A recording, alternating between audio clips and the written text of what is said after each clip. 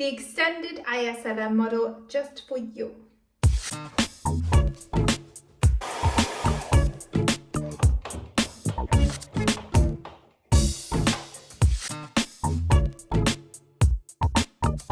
First, we need the distinction between the nominal and the real interest rates. Obviously, we already learned the difference between the nominal and the real GDP.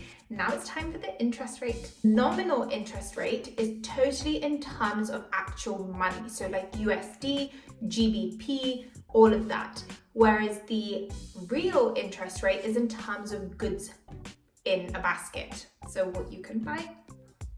Of course, you can use both because they will both show relevant interest rate. However, the main difference is the expected. That one will change and vary quite differently when you compare the two. So the way that we would describe our interest rate is 1 plus RT. RT being the interest rate, 1 plus being because obviously you are adding on the interest rate to the current amount that you already had.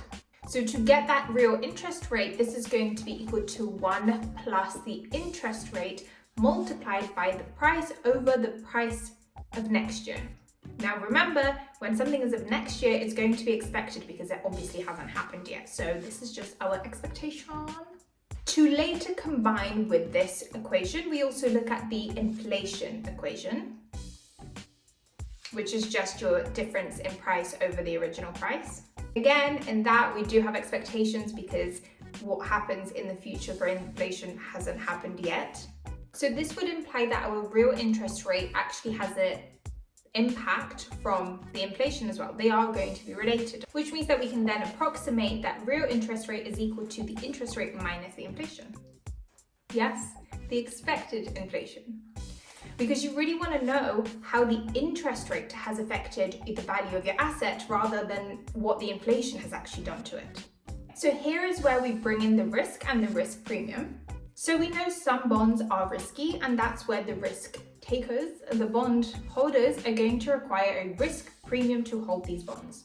Risk premium is going to be higher during recessions because it's like the risk increases during recessions because you really don't know if you'll ever get your money back. Now that we know that we also have XT involved in the mix, which is our bonds, we can basically extend our ISLM equation to this. And remember, here, so interest rate is going to be constant because LM is going to be constant too. How the relationship will actually kind of link everything is, it's all going to have an effect on your aggregate demand. So if your X, which is your risk premium, declines, that means that in general people are more confident, everything is going well, they're more likely to invest. And if your interest rates are steady and then also your inflation is expected to go up, that means that we are expecting a boom or a better time in the economy. We are expecting growth, we're expecting more output, we're expecting more demand, and everything is shifting outward.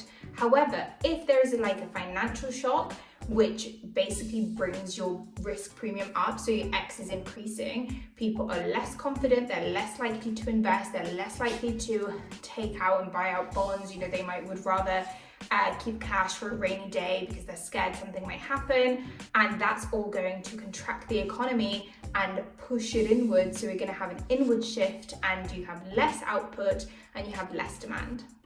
And that's all, girly girl. So remember, you can book in a tutoring session with me, one-on-one. I'll teach you. Just have a look below how to do it. Thank you for watching.